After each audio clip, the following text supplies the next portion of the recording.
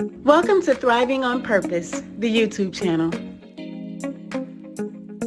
Good morning, beautiful people. Thank you so much for tuning in to another episode of Thriving on Purpose, the YouTube channel.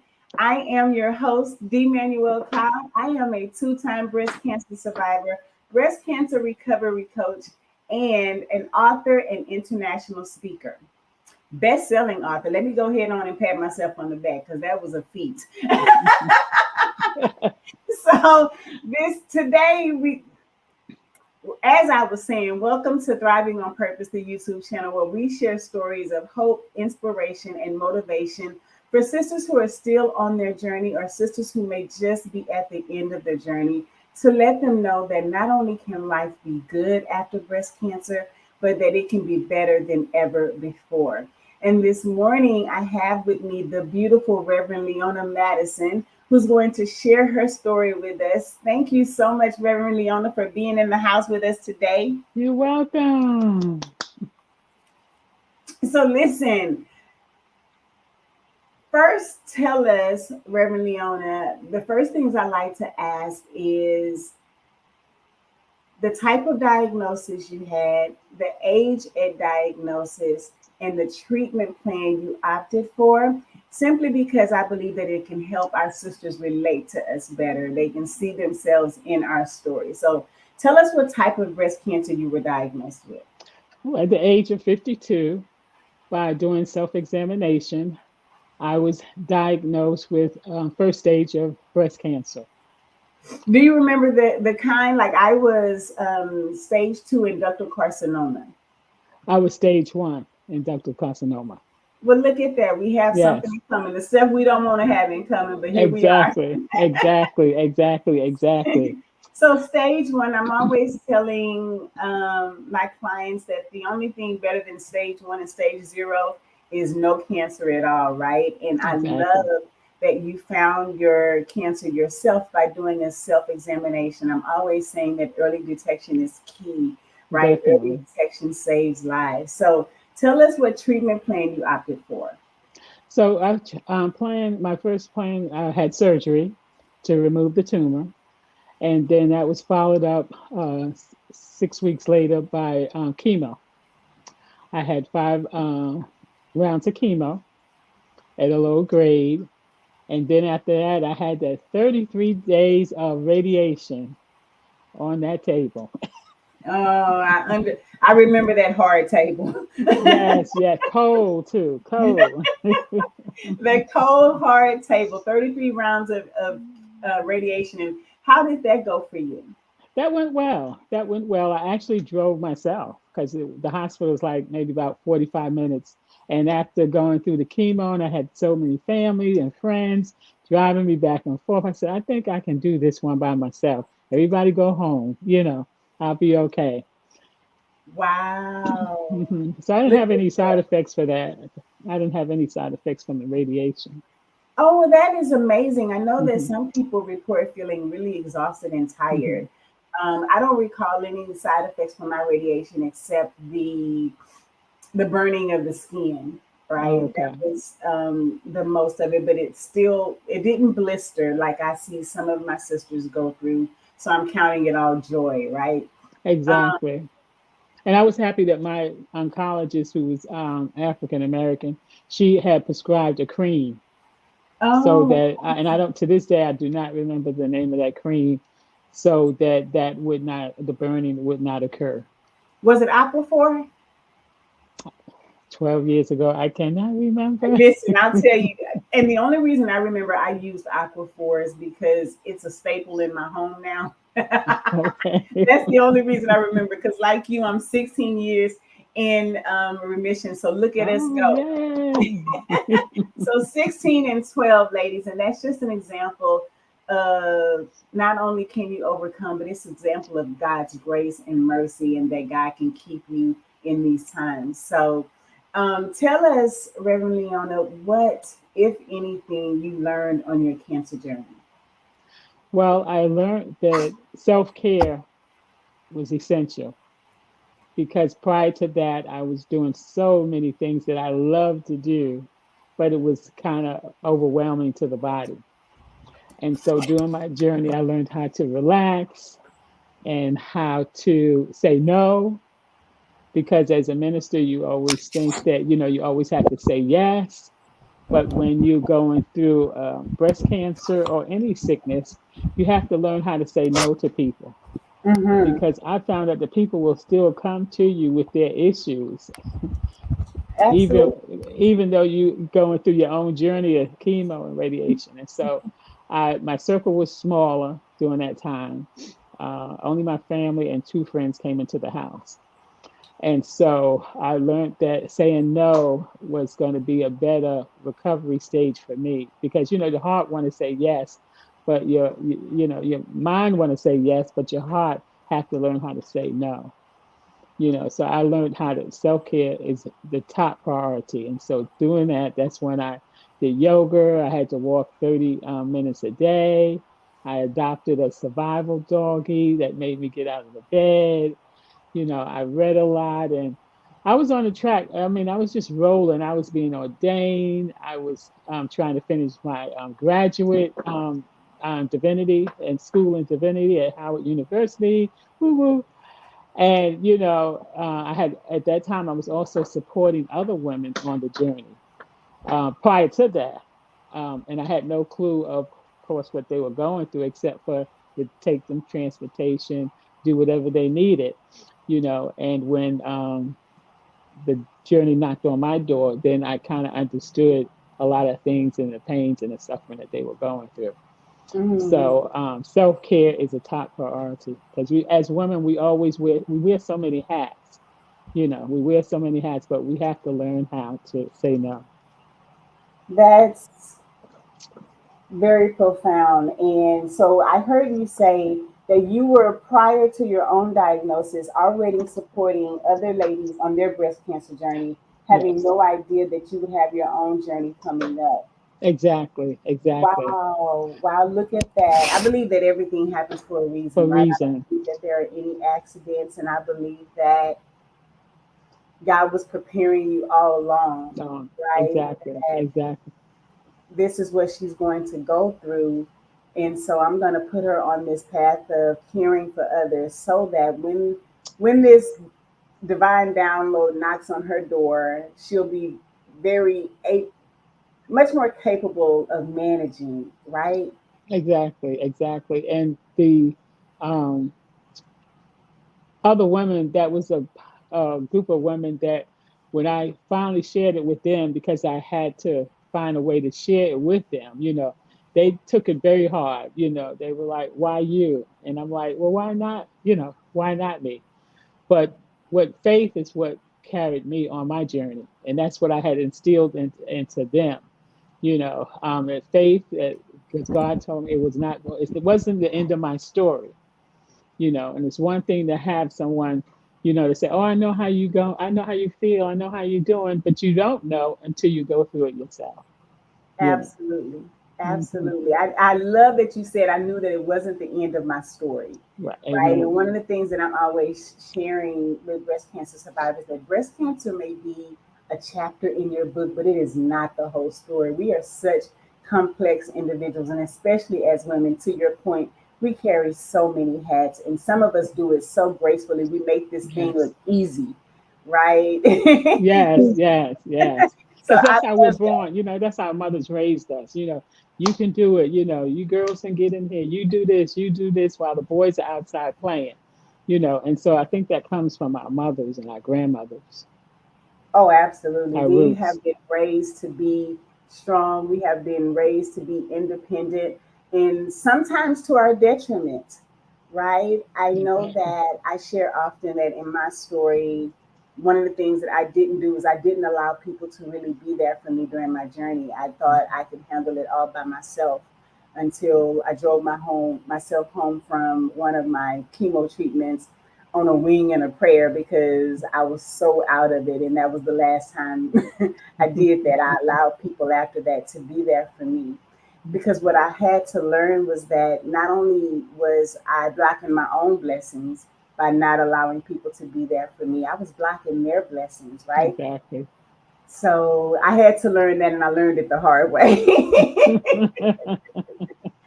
But you learned it, and that's the biggest time, But I the did biggest learn point. it. Yes, yes, Absolutely. yes. Absolutely. So tell me, Reverend Leona, what it looks like to you to thrive and how that shows up in your life. To thrive, it means that now I'm stronger than I was before.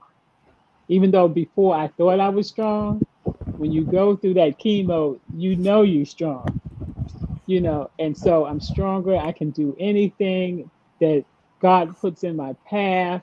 you know um, I challenge other women. I did it at 52 at the time, and I'm 67 now. So I said, you can do it. And so just speaking and preaching and encouraging women, that you can do it. You just hold on to God's unchanging hand, because I found that you can preach about faith, you can preach about God, but when tragedy or a situation knocks on your door, you have to really believe that.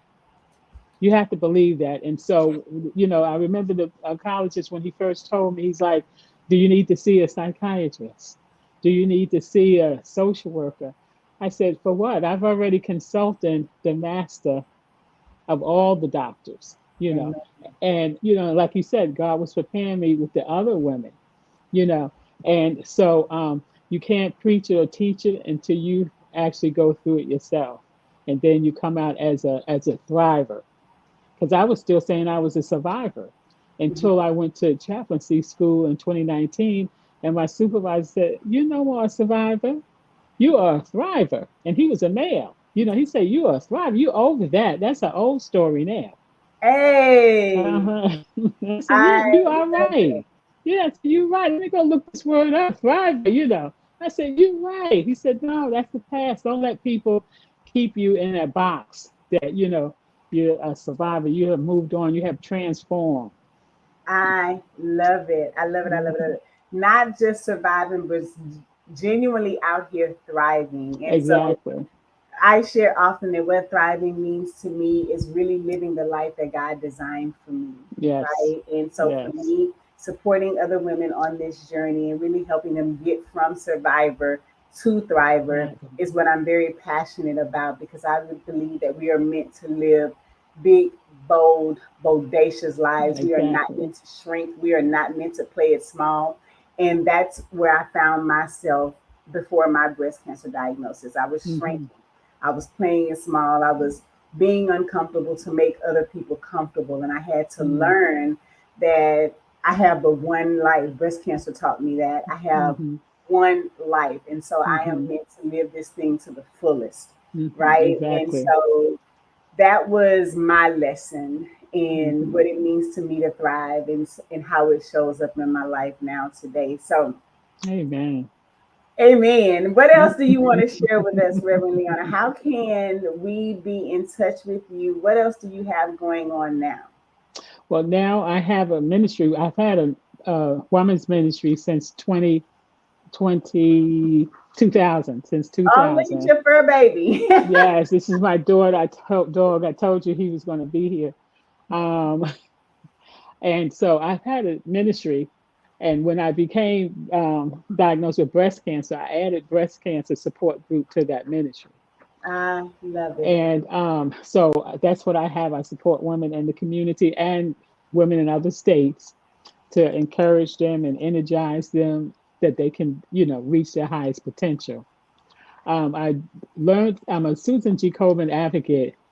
When I was going through my journey, I was in a support group because, like I told you previously, as a case manager and the type of jobs that I was doing, that I was so busy taking care of other people that I had to learn how now to be in the seat of the patient. Absolutely. And so I've done that. And so I'm a Susan G. Komen advocate for the 119th Congressional Committee up at Capitol Hill. I strongly believe in that. Doing marathons, I've learned how to hike, just learned how to knit. I like yoga. I mean, my daughter just did a travel across the country. She was a travel nurse. and travel and just enjoying life. I'm I, retired. I retired a year after I was diagnosed because I figured over 25 years it was enough of, city life in DC, going from house to house. And I just retired. But the amazing thing is that I always said I was going to retire early in my uh-huh. life. And I don't know why. I don't know why, but I guess God knew why. So at 52, I retired.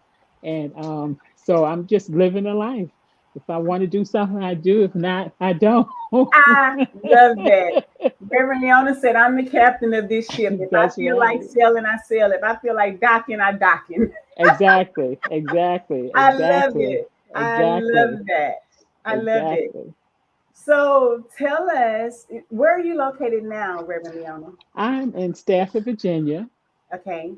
And so, and how can someone be a part of your support group? okay, I'm on IG, Reverend Leona P. Madison, Reverend Leona P. Madison,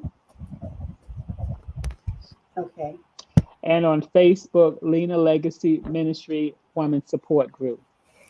Say it again for me one more time. Lena Legacy Ministry Support Group.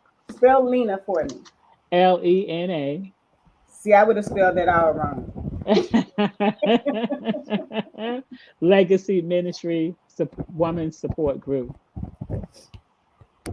Got it. Okay. Well, thank you so much, Reverend Leona. Do you have Oh, any parting words for us? thank you. Yes, just believe in God, of course. Trust Him. Connect and communicate with your medical team. If you're not satisfied with them, find another one. And know that your trial is your testimony to help other people, other women, and sometimes other men, because my brother was just diagnosed last year, Oh, wow. on the journey. So you're not disabled. God has equipped you. And take that moment and take that time, this experience. It's just another chapter in your life, but it's not the end. And God still has work for you to do. Oh my God.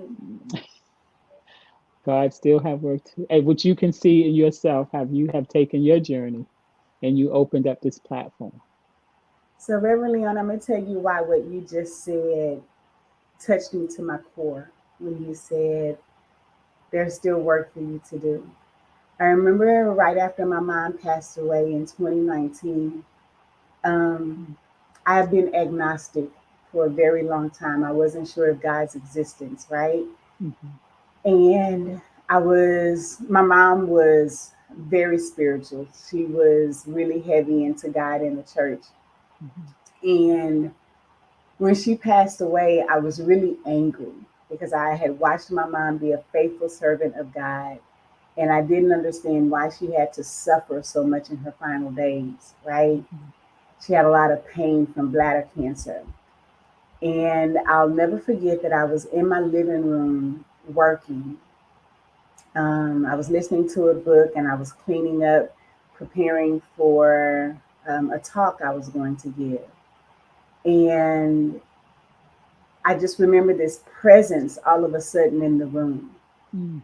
And I felt this tingling sensation all over my body that I can only describe as a divine encounter. And I remember so vividly God saying, I know you're mad at me. Mhm. And I know you're not fooling with me right now, but I still have work for you to do. Amen.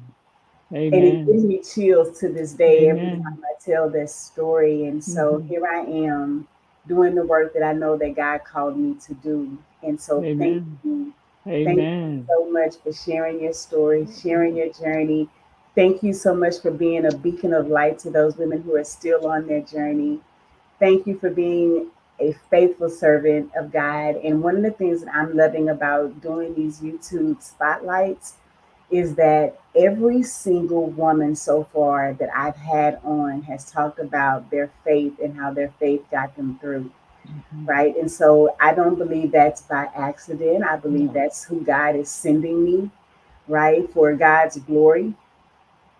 And so I'm just honored that it seems to be a recurring theme and that we get to do and share these stories and do this work. So Amen. this is Amen. Amen. That was a beautiful story. Yes, God uses us in different ways. And the amazing thing is that he already knew you was mad. You know what I'm saying? He already and knew you didn't was mad. care. He didn't care. He said, I still have a job for you to do now. Mama had done her time. Mama did her time. But now you the next generation to carry it on. Absolutely, Yeah. absolutely. Well, guys, Yeah. this is going to wrap up this episode of Thriving on Purpose, the YouTube channel with the beautiful Reverend Leona Madison. Thank you guys so much for tuning in. If you liked what you heard and you want to hear more inspirational stories like these, please don't forget to like, subscribe, comment, turn on your notifications so you can be notified when the next episode drops. And we love you. Ain't nothing you can do about it. That's And right. remember, we're thriving on purpose. Bye for now. Amen. Bye-bye. For more inspirational stories like these, please like, comment, and subscribe. And remember to turn on your notifications. Thank you for rocking with us. And remember, we're thriving on purpose.